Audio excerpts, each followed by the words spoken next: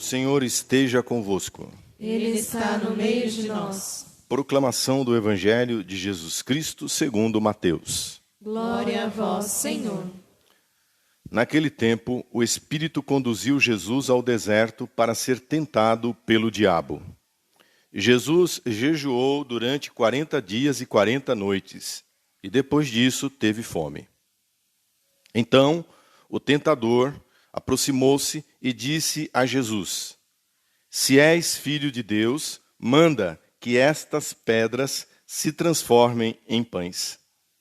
Mas Jesus respondeu: Está escrito, não só de pão vive o homem, mas de toda a palavra que sai da boca de Deus.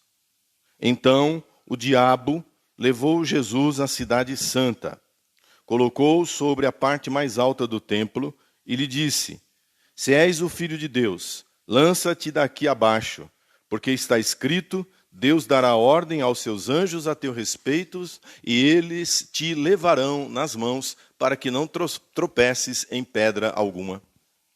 Jesus lhe respondeu: Também está escrito, não tentarás o Senhor teu Deus. Novamente o diabo levou Jesus para um monte muito alto, mostrou-lhe todos os reinos do mundo e sua glória, e lhe disse: Eu te darei tudo isso, se te ajoelhares diante de mim para me adorar.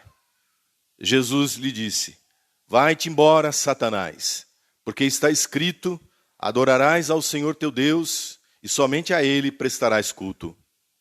Então o diabo o deixou, e os anjos se aproximaram e serviram a Jesus. Palavra da salvação. Glória a vós, Senhor. Seja louvado nosso Senhor Jesus Cristo. Para sempre seja louvado. Meus irmãos e minhas irmãs, sempre a quaresma, primeiro domingo, nos é apresentada a tentação de Jesus no deserto. Esta cena do Evangelho que compara a vida de todo ser humano a um deserto. Todos nós passamos por momentos, situações de deserto. Foi assim com o povo de Deus, quando deixou a escravidão do Egito. Lembra? 40 anos, esse número não é qualquer número. Quaresma, 40 anos do povo de Deus passando por provação e purificação antes de entrar na terra prometida. Tendo passado pelas águas do Mar Morto, como Jesus passou pelas águas do batismo e agora está no deserto. É a mesma cena. Passamos pelo batismo, somos batizados, mas nem por isso deixaremos de passar pelo deserto da purificação, pelo deserto da provação. Talvez você que está me ouvindo nesta manhã, meu irmão, esteja exatamente assim. Esse sentimento de estar passando por um deserto. E é interessante que Jesus, sendo Deus, ele é tentado pelo diabo. Ora, Deus não pode ser tentado. Mas aí a outra grande verdade. Jesus é verdadeiramente também um ser humano, verdadeiro homem e verdadeiro Deus. E como ser humano, ele carrega essa nossa carne frágil. A carne de Jesus é semelhante à nossa em tudo, menos no pecado. E esse corpo humano, ele é passível de dor e do desejo do prazer, do conforto. E é aí que o diabo vai trabalhar. O diabo sabe trabalhar na dor e na nossa carência, no nosso desejo de satisfação. Guarda essa frase. O diabo, ele sabe trabalhar na nossa dor e no nosso desejo de satisfação. A dor é da vida, o desejo de satisfazer-se, dormir, acordar, comer, isso é da vida. Mas é a nossa fragilidade. É a nossa fragilidade, é a fragilidade da nossa carne, representada pelo jejum. Jesus está experimentando, porque ele quer, na carne dele, a nossa dor, a nossa fome, a nossa fragilidade. E depois de 40 dias assim, é normal, é humano que ele sinta fome, que ele sinta a fraqueza, a dor do deserto, do calor, da provação, da privação, melhor dizendo, do jejum. Então, entra o diabo. Então, entra a tentação. Aí cada um coloque-se no lugar, viu? É sempre assim, você tem que se pôr no lugar, porque senão o evangelho não entra no seu coração. Então, o diabo ele pede que Jesus transforme pedra em pão. Veja, comer pão, satisfazer-se depois de 40 dias de fome não é pecado. Que pecado existe em comer pão depois de 40 dias passando fome? Não é crime. Aliás, não é nada. É somente a satisfação humana do desejo natural de alimentar-se. Repito, então, onde está a tentação? Não há mal nenhum em que eu seja protegido ao cair de um edifício, ao cair de um lugar alto, que eu seja protegido, Deus queira, que cada vez que eu tropece, que cada vez que esteja para acontecer um acidente comigo, os anjos venham e me socorram e me acudam. Então não há problema, não há pecado nenhum em ser socorrido, em desejar ser socorrido pelos anjos de Deus, se eu estou num lugar alto e caio. Não há nada de errado na terceira tentação em si. Não há nada de errado em ter sucesso, em ser uma pessoa de sucesso, bem-sucedida. Que pecado pode haver na fama? Quem aqui trabalha com arte, quem aqui trabalha com business, quer fama na sua área. Caso contrário, você não será um sucesso e não há nada de errado nisso. Em que pode haver pecado em você ser financeiramente bem-sucedido, politicamente bem-sucedido, socialmente bem-sucedido em si? Não há nada de errado, não há pecado nenhum. Vou colocar as coisas no lugar. Nenhuma das tentações em si, o diabo apresenta algo que em si seja mal. Então, o que é que está sendo chamado aqui de tentação? É que a resposta e o lugar onde Jesus é colocado pelo diabo nos remete ao pecado original. A primeira leitura da missa, de Gênesis, capítulo 2 e 3. O problema é o lugar. O problema é o tipo de pensamento. O problema é a orientação que o diabo dá às coisas. Eu não vou pregar, eu não vou ensinar sobre Gênesis 2 e 3, porque eu preguei sobre isso em quarta-feira, na quarta-feira de cinzas. Então quem não veio, que corra atrás. Por isso que quem não frequenta a missa perde completamente o andar da carruagem. Entendeu? Quem vem à missa esporadicamente é uma pessoa completamente perdida. Não consegue acompanhar liturgicamente o que está sendo ensinado. Já está defasado. Porque eu não vou pregar sobre Gênesis 2 e 3. Preguei sobre Gênesis, preguei sobre o pecado original, quarta-feira de cinzas. Agora eu quero voltar lá no pecado original para mostrar o que está acontecendo. O que está sendo posto pela serpente. O que está sendo posto para Eva, para Adão. Veja, de novo, simbolicamente. Se você é filho de Deus, olha a frase do demônio. Veja, escute a frase do mundo. Se você é filho de Deus, então você pode. Se você é amado por Deus, se Deus te ama, você pode. Deus te ama. Você é filho de Deus. Quem foi que disse que isso é errado? Quem foi que disse que isso é pecado? Você é igual a Deus. O máximo que pode acontecer é você acabar sendo mais que Deus até. Ouça a frase. Se você é assim, cara, você é protegido, você é ungido, você é do bem, você é o cara. Então faz essa condicional, em língua portuguesa, né? Se. Você é o melhor, você é o mais competente, você é admirável, você é o destacado, você é bonito, você é jovem, você é saudável. E o diabo ele é tão sujo que ele consegue fazer o inverso também. Coitadinho de você. Olha o casamento que você tem. Olha como você é feio. Olha como você é gordo. Olha como você é um pobre miserável. Você merece. Deus não ia ficar chateado se você metesse o pé na jaca. Se você se aproveitasse desse momento para ter prazer. Afinal de contas, olha quanto sofrimento que você tem nessa vida. Então agora você está tendo essa chance de se lambuzar, de aproveitar. Então aproveite. Veja como eu posso fazer o inverso. Você pode porque você é amado. Você pode porque você é filho de Deus. Mas também você pode porque coitadinho de você. Você não é feliz. Você é infeliz. Então aproveite. E assim, com essa conversa, o mundo, o diabo, nos ganha para ele. Nos ganha para o pecado. Nos ganha e destrói a nossa vida. A vida da nossa família. Destrói os nossos negócios. E se não destruir nada disso, destrói o principal. Destrói a sua salvação eterna, a sua comunhão com Deus.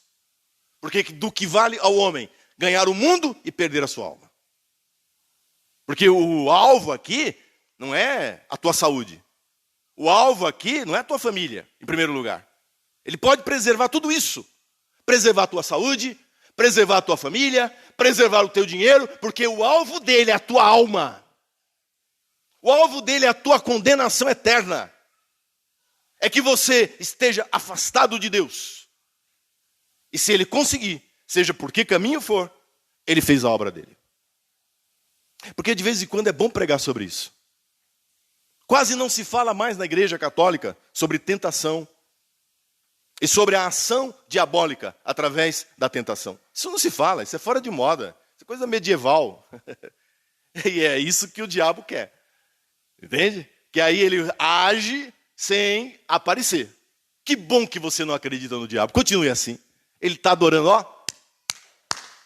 É isso, você é moderno. Imagina, você é um cientista. Você é um cara de exatas. Você estudou humanas. Continue assim, sendo um cara iluminado. Porque assim, ele age do modo que ele mais gosta de agir. Na sombra. Ele age do modo mais eficaz. Sem mostrar a cara.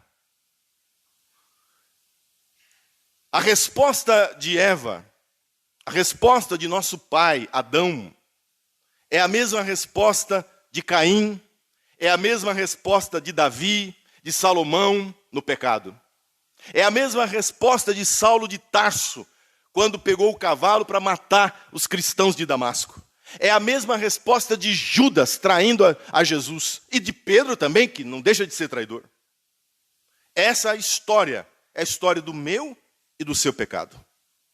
Nós não agimos diante da tentação como Jesus agiu. E agora então, a resposta de Jesus. Como é que Jesus reage? Como é que Jesus age na tentação? Que deve ser a minha e a sua atitude, a minha e a sua ação. Jesus volta-se para o Pai. Jesus, na tentação, ele volta-se para a palavra. Vocês ouviram isso? Cada vez que o diabo vinha com conversa, cada vez que o mundo vem com conversa, cada vez que o diabo vem enchendo a nossa bola, ou nos inflacionando, ou nos diminuindo-nos,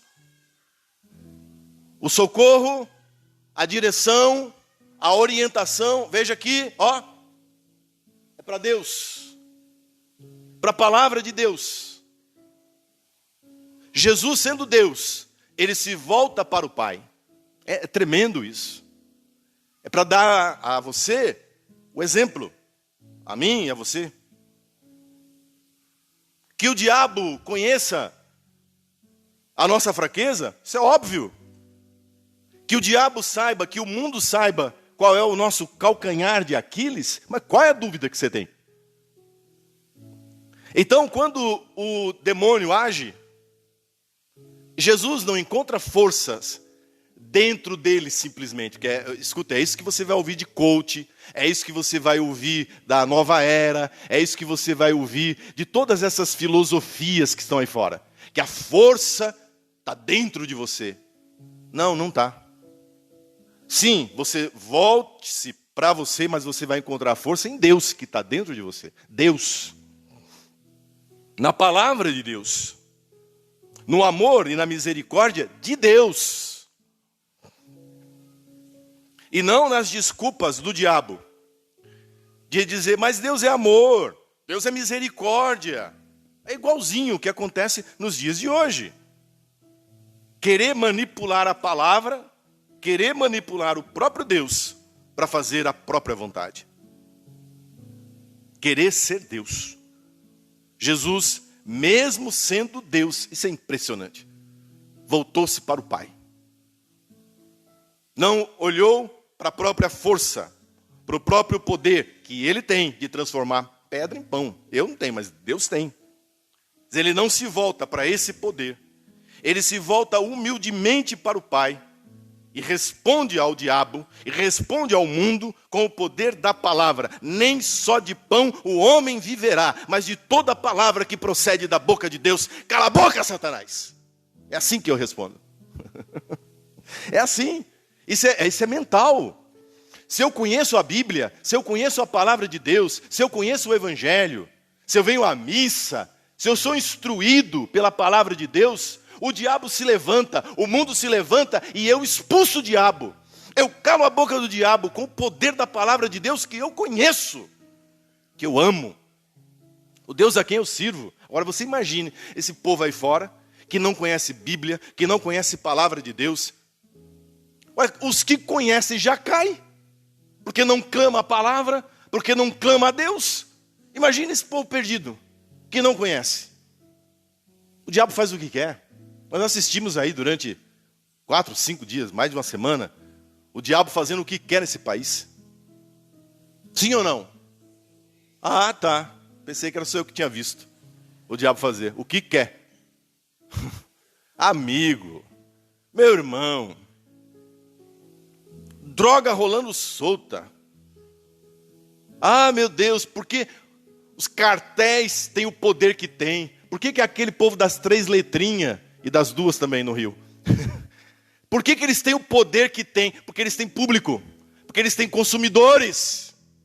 Se eles não tivessem público e nem consumidores, não teriam o poder que têm. Sim ou não? Pronto. Pronto.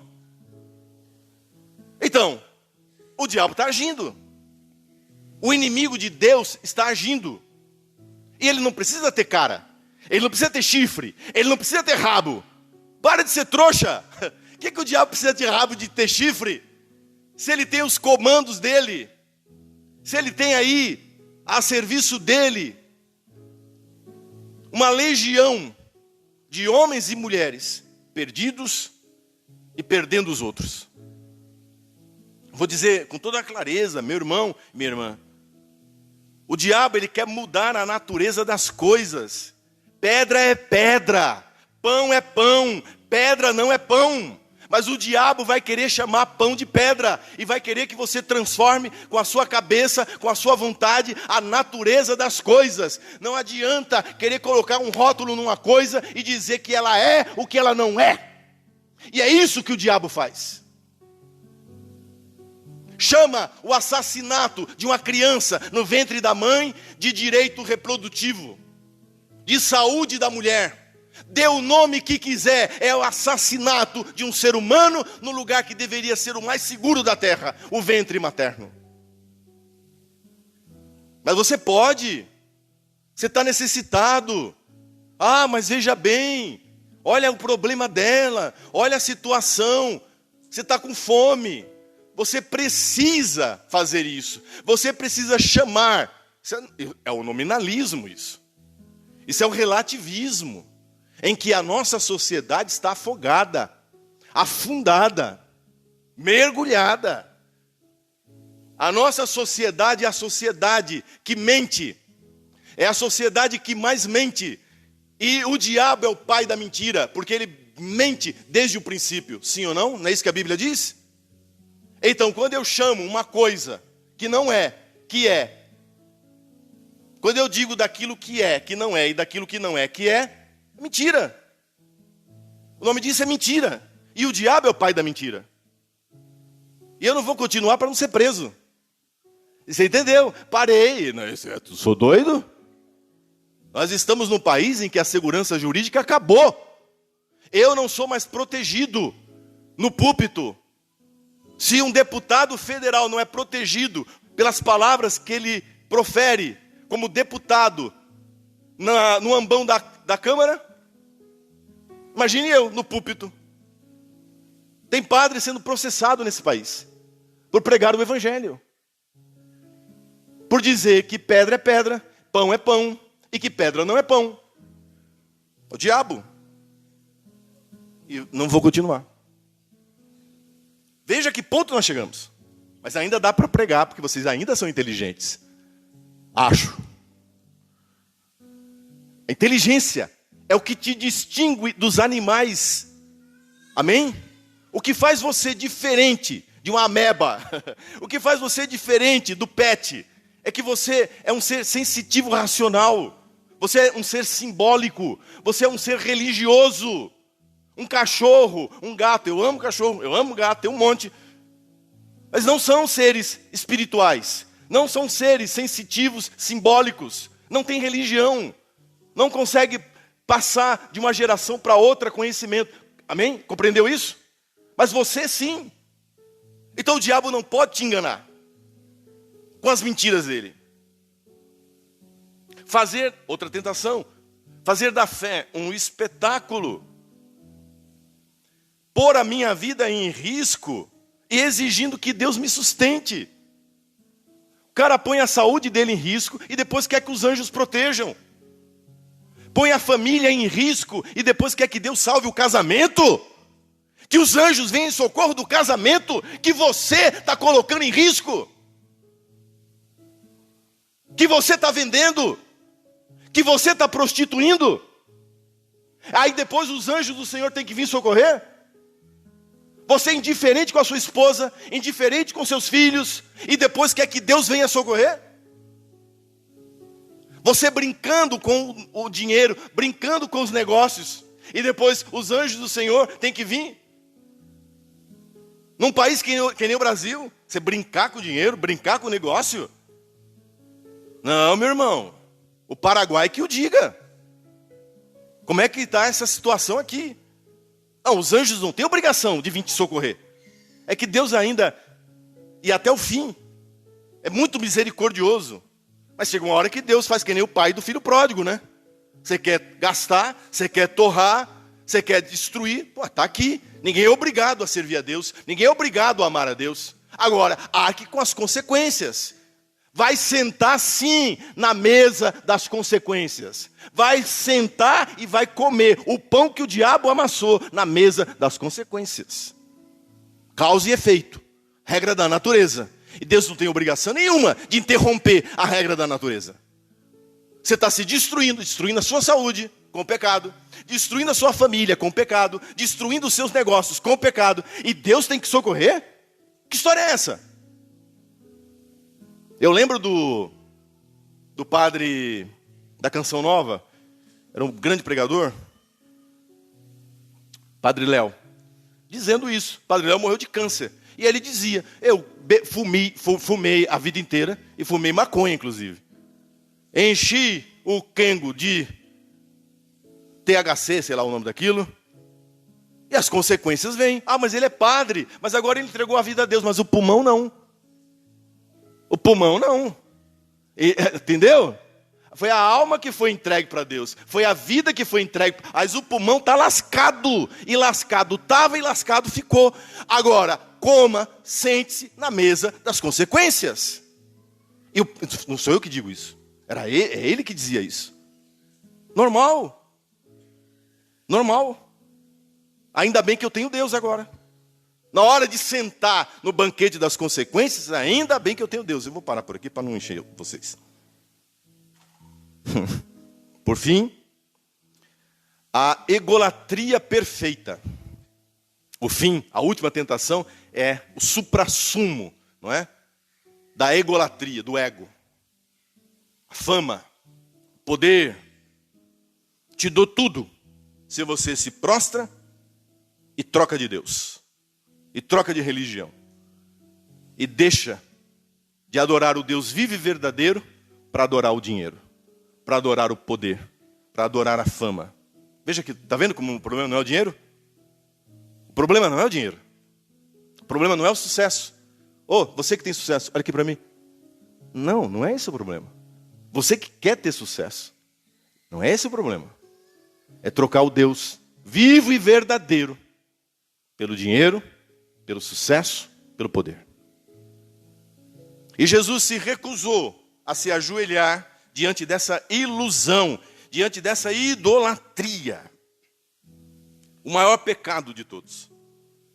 Trocar Deus por uma frieza absoluta. E aqui, veja, o caso Epstein.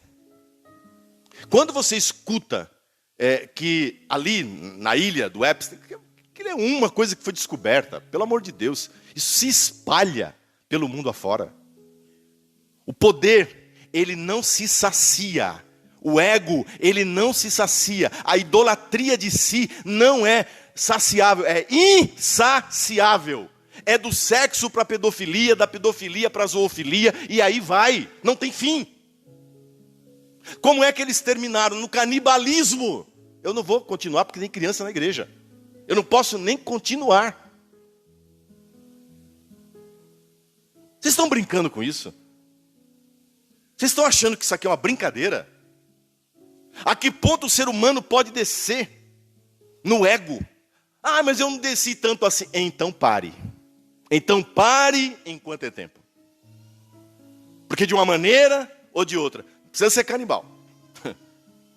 Mas você vai terminar comendo lixo. O lixo que o diabo oferece para aqueles que não adoram a Deus. Sabe por quê? Escute aqui. Porque ficar sem adorar, você não fica. O homem foi feito para adoração. E se ele não adora o Deus vivo e verdadeiro, ele vai se curvar e adorar qualquer ídolo que apareça na frente dele. Não tem saída. Não tem escapatória. Você que está aí criticando na sua mente.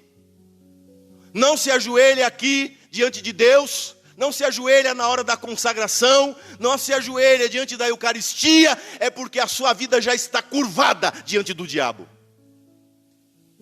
E não tem conversa. Seja o disfarce que ele use o disfarce que ele quiser, seja do dinheiro, seja do poder, seja do que for. Se eu não adoro, se eu não amo a palavra, se eu não respondo com a Bíblia, se eu não amo a palavra de Deus, se eu não tomo posse, veja, posse dessa palavra, de salvação, quem vence é o inimigo. Mas se eu tomo posse dessa palavra, se eu estou aqui nesta manhã, calorenta, com ar-condicionado só pela misericórdia de Deus, mesmo com tudo isso, se eu não estou aqui para adorar, a minha vida vai acabar de uma maneira ou de outra, se curvando, adorando aquilo que não é Deus. Vem em socorro da tua igreja, Jesus. Vem em socorro do teu povo, Senhor. De todos os lados se levantam as tentações. O deserto é difícil de ser atravessado. Vem, Senhor, com a tua graça, com a tua proteção. Guarda-nos, Senhor, livres, incólumes do inimigo. Liberta-nos, Senhor, das ciladas, das mentiras de Satanás. Que todas as tentações sejam vencidas pelo poder da tua palavra, pelo conhecimento e pelo amor da Sagrada Escritura, pelo poder da Eucaristia, do Deus vivo que adoramos a cada domingo, a cada dia nesta igreja. Obrigado, Jesus, no início desta quaresma, por mais este alerta e por esta libertação. Amém.